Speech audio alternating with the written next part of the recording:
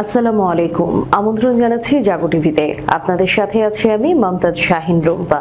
শুরুতেই জানিয়ে দিব আপডেটগুলো। জোট বাঁধছে চীন পাকিস্তান, আফগানিস্তান দুশ্চিন্তায় কপালে ভাঁজ ভারতের। ভারতের আত্মবিশ্বাস গুঁড়িয়ে দিয়ে পাকিস্তানের বিজয় ছিনিয়ে আনা সেই মাস্টার মাইন্ড সম্পর্কে যা জানা গেল। সৌদি আরবের কাছ থেকে $600 বিলিয়ন বাণিজ্য নিশ্চিত করলেন ট্রাম্প। আরো 17 বছর চেষ্টা করলেও আমরা হামাসকে পরাজিত করতে পারবো না, ইসরায়েলের সাবেক যুদ্ধমন্ত্রী। গুজরাটের কসাই মোদির সময় শেষ, পাকিস্তানের প্রতিরক্ষা মন্ত্রীর মন্তব্য। পূর্ণ শক্তি নিয়ে গাজায় প্রবেশ করবে ইসরায়েল, মন্তব্যে নেতানিয়াহু। যুবরাজ সালমানের ভূয়সী প্রশংসায় ডোনাল্ড ট্রাম্প, বললেন তিনি অবিশ্বাস্য মানুষ। শুনছিলেন শিরোনাম, এবারে থাকছে বিস্তারিত সংবাদ। জোট বাঁধছে চীন পাকিস্তান, আফগানিস্তান দুশ্চিন্তায় কপালে ভাঁজ ভারতের। 3 দিনের সীমান্ত যুদ্ধে ভারতের উপর বিজয় ছিনিয়ে নিয়ে কিছুটা স্বস্তির নিঃশ্বাস ফেলেছে পাকিস্তান। সেই মুহূর্তেই চিরবৈরী প্রতিবেশী দেশ ভারতকে আরো কোণঠাসা করতে বড়সড় কৌশলগত পদক্ষেপ নিল ইসলামাবাদ। সম্প্রতি কাবুলে চীন, পাকিস্তান ও আফগানিস্তানের শীর্ষ নেতাদের এক গোপন ত্রিপক্ষীয় বৈঠকে নেওয়া হয়েছে এক অভূতপূর্ব সিদ্ধান্ত। বৈঠকে ঠিক হয়েছে চীন পাকিস্তান অর্থনৈতিক করিডোর সম্প্রসারিত হয়ে আফগানিস্তান পর্যন্ত বিস্তৃত হবে। এতেই ঘুম হারাম হয়ে গেছে উগ্র হিন্দুত্ববাদী মোদী সরকারের। চীন পাকিস্তান আফগানিস্তানের এই ত্রিপক্ষীয় জোট এক নতুন ভূ রাজনৈতিক সমীকরণ তৈরি করতে চলেছে, যার প্রেক্ষিতে একাধিক কূটনৈতিক মহল মনে করছে বহু যোজন পিছিয়ে যেতে পারে ভারত। ভারতের কূটনৈতিক ও অর্থনৈতিক প্রভাব খর্ব করাই যে এই উদ্যোগের মূল উদ্দেশ্য, সে কথাই উঠে এসেছে পাকিস্তানের প্রভাবশালী সংবাদ মাধ্যম দ্য এক্সপ্রেস ট্রিবিউনের এক চাঞ্চল্যকর প্রতিবেদনে। গোপন ওই বৈঠকে উপস্থিত ছিলেন আফগানিস্তানের ভারপ্রাপ্ত পররাষ্ট্রমন্ত্রী আমির খান মুত্তাকি, চীনের বিশেষ দূত ইউ জিয়ং এবং পাকিস্তানের বিশেষ প্রতিনিধি মোহাম্মদ সাদিক। সূত্র অনুযায়ী বৈঠকে একমত হওয়া হয়েছে যে আফগানিস্তানের ভারতের ক্রমবর্ধমান প্রভাবকে সুকৌশলে নিয়ন্ত্রণে আনা হবে। এই নতুন কৌশলগত সমীকরণে উত্তেজনা ছড়িয়েছে আরো একটি বিস্ফোরক অভিযোগকে কেন্দ্র করে। পাকিস্তানের সশস্ত্র বাহিনীর মুখপাত্র আহমদ শরীফ চৌধুরী দাবি করেছেন, ভারতের ছোড়া একটি ক্ষেপণাস্ত্র আফগান ভূখণ্ডে আঘাত এনেছে। যদিও ভারতের পররাষ্ট্র মন্ত্রণালয় এবং তালেবান নেতৃত্বাধীন আফগান সরকার উভয়ই এই অভিযোগ স্পষ্ট ভাষায় প্রত্যাখ্যান করেছে। আফগান প্রতিরক্ষা মন্ত্রণালয়ের মুখপাত্র জানিয়েছেন, দেশে এমন কোনো হামলার ঘটনা ঘটেনি এবং আফগানিস্তান এখন নিরাপদ ও স্থিতিশীল। অন্যদিকে গত 22 এপ্রিল জম্মু কাশ্মীরের পেহেলগামে ঘটে যাওয়া ভয়াবহ সন্ত্রাসী হামলার তদন্তে পাকিস্তানের পক্ষ নেওয়ার ক্ষেত্রে তালেবান নেতৃত্বের নীরব সমর্থন ভারতের প্রতি এক ধরনের অবিশ্বাসই প্রকাশ করছে বলে মত আন্তর্জাতিক বিশ্লেষকদের। বৈঠকের পর চীন ও পাকিস্তান স্পষ্টভাবে জানিয়ে দিয়েছে, তারা আফগানিস্তানের সঙ্গে রাজনৈতিক ও অর্থনৈতিক সম্পর্ক আরো দৃঢ় করতে বদ্ধপরিকর। এই প্রক্রিয়ায় পশ্চিমা বিশ্বের প্রভাব কার্যত উপেক্ষিত থাকবে।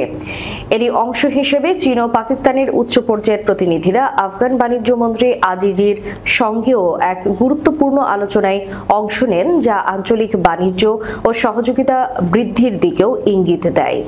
উল্লেখ্য, 2023 সালের মে মাসে ইসলামাবাদে অনুষ্ঠিত পররাষ্ট্রমন্ত্রী পর্যায়ের বৈঠকে আফগানিস্তানে সিপিইসি সম্প্রসারণের একটি প্রাথমিক সমঝোতা হয়। কাবুলের এই গোপন বৈঠক সেই সমঝোতাকে এক ধাপ এগিয়ে নিয়ে গিয়ে চূড়ান্ত সম্মতির রূপ দিয়েছে, যা নিঃসন্দেহে ভারতের কূটনৈতিক মহলে নতুন করে উদ্বেগের জন্ম দিয়েছে।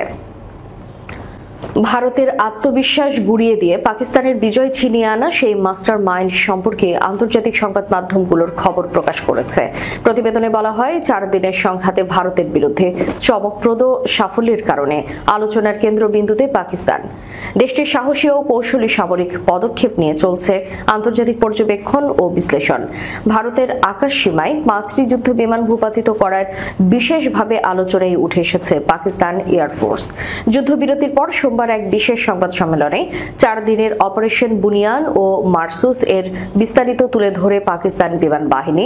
এই সময় এয়ার ভাইস মার্শাল আওরঙ্গজেবের জানান, ভারতের আগ্রাসনের বিরুদ্ধে সাহস, আত্মবিশ্বাস ও নির্ভুল পরিকল্পনার মাধ্যমে জবাব দিয়েছে পাকিস্তান।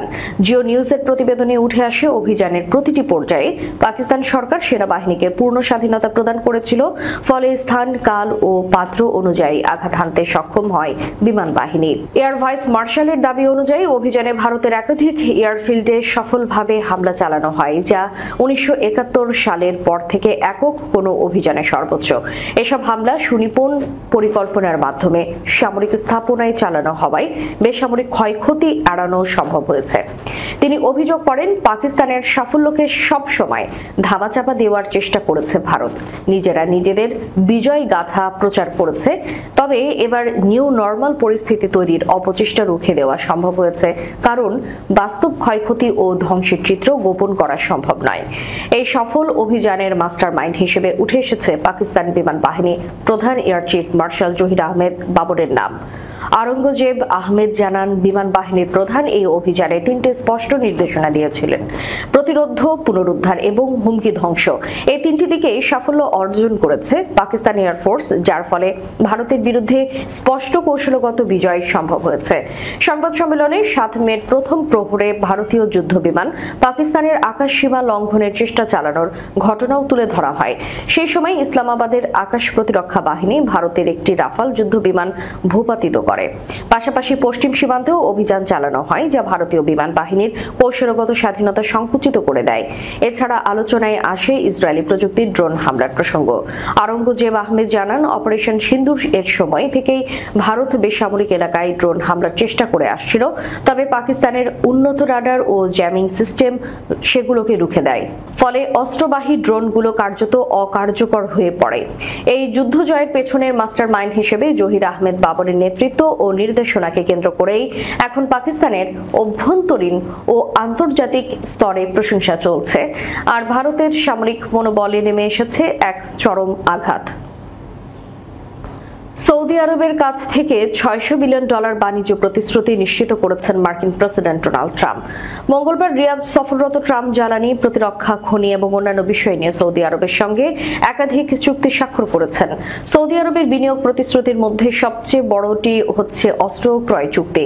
যুক্তরাষ্ট্রের কাছ থেকে $142 বিলিয়ন অস্ত্র কিনবে সৌদি আরব। আলোচনার বিষয়ে অবহিত দুটি সূত্র রয়টার্সকে জানিয়েছে, যুক্তরাষ্ট্র ও সৌদি আরব রিয়াদের সম্ভাব্য লকহিড F-35 জেট কেনার বিষয়ে আলোচনা করেছে। এই সামরিক বিমানটিতে দীর্ঘদিন ধরে সৌদি আরবের আগ্রহ দেখিয়ে আসছে। এপ্রিলে রয়টার্স জানিয়েছিল, মার্কিন যুক্তরাষ্ট্র সৌদি আরবের জন্য $100 বিলিয়নেরও বেশি মূল্যের অস্ত্র প্যাকেজ প্রস্তাব দিতে প্রস্তুত। মঙ্গলবার হোয়াইট হাউস প্রেসিডেন্ট ট্রাম্প এবং যুবরাজ মোহাম্মদের স্বাক্ষরিত কিছু মার্কিন সৌদি চুক্তির বিবরণ প্রকাশ করেছে। এসব চুক্তিকে ঐতিহাসিক এবং রূপান্তরকারী হিসেবে বর্ণনা করা হয়েছে। আল জাজিরা জানায়, এই চুক্তিগুলোতে প্রায় $142 বিলিয়ন প্রতিরক্ষা সরঞ্জাম বিক্রি অন্তর্ভুক্ত রয়েছে। একে হোয়াইট হাউস সর্ববৃহৎ চুক্তি বলে অভিহিত করেছে। এর পাশাপাশি কয়েক বিলিয়ন ডলারের জ্বালানি ও প্রযুক্তি বিনিয়োগ চুক্তি করা হয়েছে। সামগ্রিকভাবে চুক্তিগুলো হোয়াইট হাউসের মতে মোট $600 বিলিয়ন একটি বৃহত্তর প্যাকেজের অংশ। সৌদি বিনিয়োগ মন্ত্রী খালিদ আল ফালিহ বলেছেন, যদিও জ্বালানি আমাদের সম্পর্কের ভিত্তিপ্রস্তর হিসেবে রয়ে গেছে, তবুও সৌদিতে বিনিয়োগ এবং ব্যবসায়িক সুযোগ বহুগুণ বৃদ্ধি পেয়েছে। আরো 17 বছর চেষ্টা করলেও আমরা হামাসকে পরাজিত করতে পারবো না, দাবি করেছেন ইসরায়েলের সাবেক যুদ্ধমন্ত্রী। ইসরায়েল হামাসকে পরাজিত করতে পারবে না বলে বেশ কয়েকজন ইহুদিবাদী কর্মকর্তা স্বীকার করেছেন। তারা অবিলম্বে যুদ্ধ বন্ধ করার এবং গাজা থেকে ইসরায়েলি বন্দীদের ফিরিয়ে নেওয়ার আহ্বান জানিয়েছেন। ইসরায়েলের সাবেক যুদ্ধমন্ত্রী আভিগডর লিবারম্যান রোববার বলেছেন যে 1 বছর 8 মাসে হামাসকে পরাজিত করতে পারেনি, সে আগামী 17 বছর চেষ্টা করলেও সফল হবে না। লিবারম্যান জোর দিয়ে বলেছেন, মার্কিন যুক্তরাষ্ট্র এবং ইসরায়েলের মধ্যে সম্পর্ক এখন ইতিহাসের সবচেয়ে খারাপ পর্যায়ে পৌঁছেছে। পার্স টুডের এসব তথ্য জানায়। ইসরায়েলের সাবেক প্রধানমন্ত্রী ইহুদ ওলমার্টও গাজায় যুদ্ধ অবিলম্বে বন্ধের আহ্বান জানিয়ে বলেছেন, গাজা একটি ফিলিস্তিনি অঞ্চল এবং এটি ফিলিস্তিনি রাষ্ট্রের অংশ হিসেবে থাকা উচিত। ওলমার্ট জোর দিয়ে বলেছেন, সংকট সমাধানের প্রথম পদক্ষেপ হলো যুদ্ধ বন্ধ করা, বন্দীদের ফিরিয়ে আনা এবং ফিলিস্তিনি বন্দীদের মুক্তি দেওয়া। এই প্রসঙ্গে সাবেক সেনা কর্মকর্তা ওরেন সোলোমন গাজা যুদ্ধে হামাসের শ্রেষ্ঠত্বের কথা উল্লেখ করে বলেন, যুদ্ধের ময়দানে হামাসই এখনো এগিয়ে। হামাস বাহিনী সামরিক যানবাহনের পেছনের ক্যামেরা খুলে এবং খুব সাধারণ সরঞ্জাম ব্যবহার করে বোমা বিস্ফোরণের সময় এবং অবস্থান সঠিকভাবে সমন্বয় করছে। তিনি আরো বলেন, তারা সেনাবাহিনীর অবস্থান পর্যবেক্ষণ করছে এবং যুদ্ধযান বিরোধী যে ব্যবস্থা সেটাকে কাজে লাগাচ্ছে। হামাসের জ্যেষ্ঠ কমান্ডারদের হত্যার মাধ্যমে সমস্যার সমাধান হয়নি, বরং অন্যরা তাদের কমান্ডারদের স্থান পূরণ করে ফেলেছে। গুজরাটের কসাই মোদির সময় শেষ, এমনই দাবি করেছেন পাকিস্তানের প্রতিরক্ষা মন্ত্রী। ভারতের প্রধানমন্ত্রী নরেন্দ্র মোদী তীব্র সমালোচনা করেছেন পাকিস্তানের প্রতিরক্ষা মন্ত্রী খাজা আসিফ। বলেছেন, মোদী ভারতের সংসদের ভেতরে এবং বাইরে ব্যাপক চাপের মুখে রয়েছেন। মঙ্গলবার 13 মে সাংবাদিকদের সঙ্গে আলাপকালে পাক প্রতিরক্ষা মন্ত্রী বলেন, মোদীর সময় শেষ। ভারতে মোদীর জনপ্রিয়তা কমছে এবং সাধারণ মানুষ এখন তার বিরুদ্ধে সরব হচ্ছে। কানাডা এবং মার্কিন যুক্তরাষ্ট্রের পাওয়া প্রমাণের উল্লেখ করে ভারতকে বছরের পর বছর ধরে সন্ত্রাসবাদকে সমর্থন করার অভিযোগ করেন খাজা আসিফ। পাকিস্তানের প্রতিরক্ষা মন্ত্রী বলেন, ভারত কেবল দেশে নয়, বিদেশেও সন্ত্রাসবাদ ছড়িয়েছে। তারা কানাডায় গিয়েও শিখ সম্প্রদায়ের নেতাদের টার্গেট করেছে। তিনি বলেন, ভারতের রাজনীতিতে মোদীর কোনো নিয়ন্ত্রণ নেই। তিনি পরিস্থিতি নিয়ন্ত্রণ করতে ব্যর্থ হয়েছেন। পরিস্থিতি তার ধরাছোঁয়ার বাইরে চলে গেছে। খাজা আসিফ ভারতের সঙ্গে যে কোনো সম্ভাব্য সংলাপের আগে পাকিস্তানের অবস্থান তুলে ধরে বলেন, ভারতের সঙ্গে আলোচনার টেবিলে 3টি মূল বিষয় সন্ত্রাসবাদ, কাশ্মীর এবং পানি চুক্তি এজেন্ডায় থাকবে। সন্ত্রাসবাদ দমনে পাকিস্তানের অবস্থান পুনর্ব্যক্ত করে আসিফ বলেন, পাকিস্তান 25 বছর ধরে সন্ত্রাসবাদের শিকার এবং অন্যায়ভাবে দোষারোপ করা হচ্ছে। হামাসকে পরাজিত করার জন্য আগামী দিনগুলোতে পূর্ণ শক্তি নিয়ে সেনাবাহিনী গাজায় প্রবেশ করবে বলে জানিয়েছেন ইসরায়েলের প্রধানমন্ত্রী বেনিয়ামিন নেতানিয়াহু। সোমবার রাতে আহত সেনাদের সঙ্গে দেখা করার পর ইসরায়েলি প্রধানমন্ত্রী গাজায় হামলা জোরদারের এই হুঁশিয়ারি দেন। ইসরায়েলি সংবাদ মাধ্যম হারেজের বরাত দিয়ে মঙ্গলবার এক প্রতিবেদনে এই তথ্য জানিয়েছে আল জাজিরা। ইসরায়েলি প্রধানমন্ত্রী বলেন, অতি শীঘ্রই গাজা উপত্যকায় পুনঃশক্তি নিয়ে সামরিক অভিযান চালানো হবে। আমরা অপারেশন সম্পূর্ণ করতে যাচ্ছি। এর অর্থ হলো হামাসকে পরাজিত করা, ধ্বংস করা। নেতানিয়াহুর কার্যালয় থেকে দেওয়া এক বিবৃতিতে বলা হয়, ইসরায়েলের প্রধানমন্ত্রী বলেন, হতে পারে হামাস বলবে থামো, আমরা আরো 10 জিম্মি মুক্তি দিতে চাই। তিনি আরো বলেন, তবে এই যুদ্ধ থেমে যাবে এমন কোনো পরিস্থিতি হবে না। অস্থায়ীভাবে যুদ্ধবিরতি হতে পারে, কিন্তু আমরা শেষ পর্যন্ত যাব। সরকার গাজায় জনসংখ্যার স্থানান্তর পরিকল্পনা তদারকি করার জন্য একটি সংস্থা প্রতিষ্ঠা করেছে, কিন্তু একটি সমস্যা আছে। গাজার বাসিন্দাদের গ্রহণ করতে ইচ্ছুক দেশগুলো আমাদের প্রয়োজন। আমরা এটি নিয়ে কাজ করছি। এরই মধ্যে হামাসের কাছে থাকা বাকি জিম্মিদের মুক্তির জন্য মঙ্গলবার কাতারে প্রতিনিধি দল পাঠিয়েছে ইসরায়েল। মার্কিন ইসরায়েলি জিম্মি ইডান আলেকজান্ডার মুক্তির পর মার্কিন প্রেসিডেন্ট ডোনাল্ড ট্রাম্পকে ধন্যবাদ দিয়ে এই সিদ্ধান্ত নিয়েছেন ইসরায়েলি প্রধানমন্ত্রী বেনিয়ামিন নেতানিয়াহু। এদিকে সৌদি আরবের যুবরাজ মোহাম্মদ বিন সালমানের ভূয়সী প্রশংসা করেছেন মার্কিন প্রেসিডেন্ট ডোনাল্ড ট্রাম্প। মঙ্গলবার রিয়াদে সৌদি মার্কিন বিনিয়োগ ফোরামে দেওয়া ভাষণে মোহাম্মদ বিন সালমানকে অবিশ্বাস্য মানুষ বলে বর্ণনা করেন তিনি। বিবিসির প্রতিবেদনে বলা হয়, মঞ্চে গিয়ে বক্তব্যের শুরুতেই ট্রাম্প বলেন, সৌদি আরব একটি দুর্দান্ত জায়গা এবং এখানে দুর্দান্ত কিছু মানুষ আছে। এরপরে ট্রাম্প যুবরাজকে ধন্যবাদ জানিয়ে তাকে অবিশ্বাস্য মানুষ হিসেবে বর্ণনা করেছেন। মার্কিন প্রেসিডেন্ট বলেন, তার মতো আর কেউ নেই। এই সময় দুই দেশের মধ্যে সম্পর্ক আগের চেয়ে আরো শক্তিশালী বলে উল্লেখ করেন ট্রাম্প। এর আগে ক্রাউন প্রিন্স সালমান সৌদি আরবকে যুক্তরাষ্ট্রের প্রধান কৌশলগত অংশীদার হিসেবে উল্লেখ করেন। তিনি বলেন, আমরা আজ এখানে এসেছি বিভিন্ন স্তরে এই কৌশলগত অংশীদারিত্বকে আরো গভীর করার জন্য, যেখানে এমন একটি অর্থনীতি থাকবে যা হাইড্রোকার্বনের উপর নির্মিত হবে, কিন্তু অর্থনীতিকে বৈচিত্র্যময় করবে এবং জ্ঞানভিত্তিক অর্থনীতি গড়ে তুলবে। শেষ করার পূর্বে সংবাদ শিরোনামগুলো জানিয়ে দিব আরো একবার।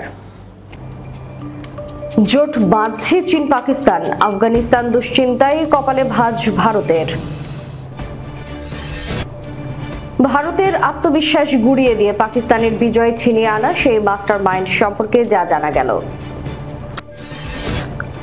সৌদি আরবের কাছ থেকে $600 বিলিয়ন বাণিজ্য নিশ্চিত করলেন ট্রাম্প। আরো 17 বছর চেষ্টা করলেও আমরা হামাসকে পরাজিত করতে পারবো না, ইসরায়েলের সাবেক যুদ্ধমন্ত্রী। গুজরাটের কসাই মোদির সময় শেষ, পাকিস্তানের প্রতিরক্ষা মন্ত্রীর মন্তব্য। পূর্ণ শক্তি নিয়ে গাজায় প্রবেশ করবে ইসরায়েল, মন্তব্যে নেতানিয়াহু। যুবরাজ সালমানের ভূয়সী প্রশংসায় ডোনাল্ড ট্রাম্প, বললেন তিনি অবিশ্বাস্য মানুষ। এতক্ষণ আমাদের সাথে থাকার জন্য ধন্যবাদ। আল্লাহ হাফেজ।